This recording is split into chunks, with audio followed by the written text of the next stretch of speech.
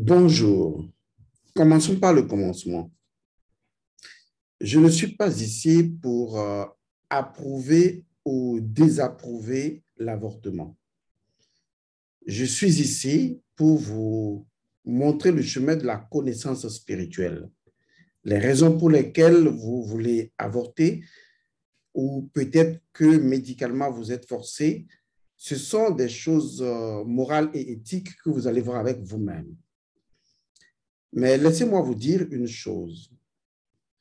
Si vous êtes porté à l'avortement, il faut d'abord vous poser la question, non pas après l'avortement, mais qu'est-ce que je devrais faire avant l'avortement? Si tant est que j'étais obligé, parce que peut-être médicalement, je ne suis pas en mesure de porter un enfant ou je ne sais quelle cause, eh bien, si j'étais obligé de ne pouvoir tenir mon enfant. Alors, qu'est-ce que je fais concrètement?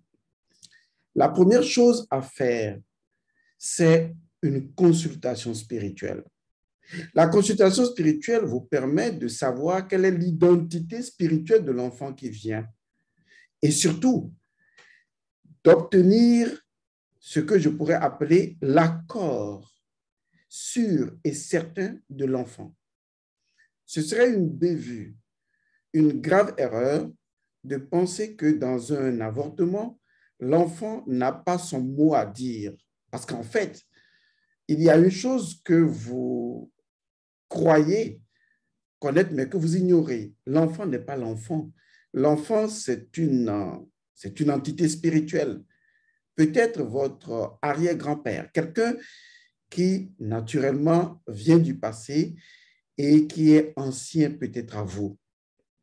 L'enfant a son mot à dire et c'est dangereux de ne pas demander l'autorisation de l'enfant, d'avoir l'avis de l'enfant, ce qu'il pense avant d'aller à un avortement. Ce qui est encore plus intéressant à savoir, c'est que même si vous arrivez à un accord avec l'enfant, compte tenu de ce que vous allez lui expliquer qui vous oblige à l'avortement, et je dis, je ne suis pas contre l'avortement ni pour l'avortement, j'énonce les principes précis parce que je ne veux pas être à votre place. C'est vous qui décidez de vous-même.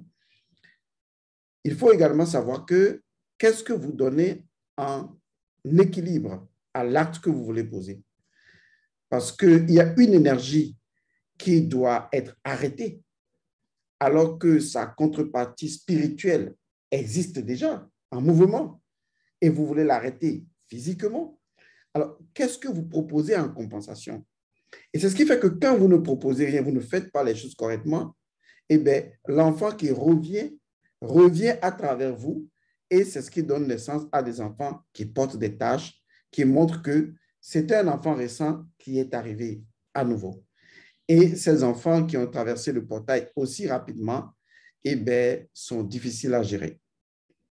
Deuxième chose à savoir, c'est après, lorsque vous auriez éventuellement, selon votre choix, avorté. Alors, la purification est obligatoire. Alors, pour se purifier, dans ce cas d'espèce, il faut faire une chose simple. Lorsque vous retrouvez les prochaines menstrues, les prochaines règles, eh bien, vous prenez ces menstrues-là et vous faites ce qu'on appelle sur ces menstrues la confession. C'est lorsque vous auriez fait la confession sur ces menstrues et que vous auriez tenu un engagement, une promesse sur ces menstrues. Ensuite, qu'est-ce que vous allez faire?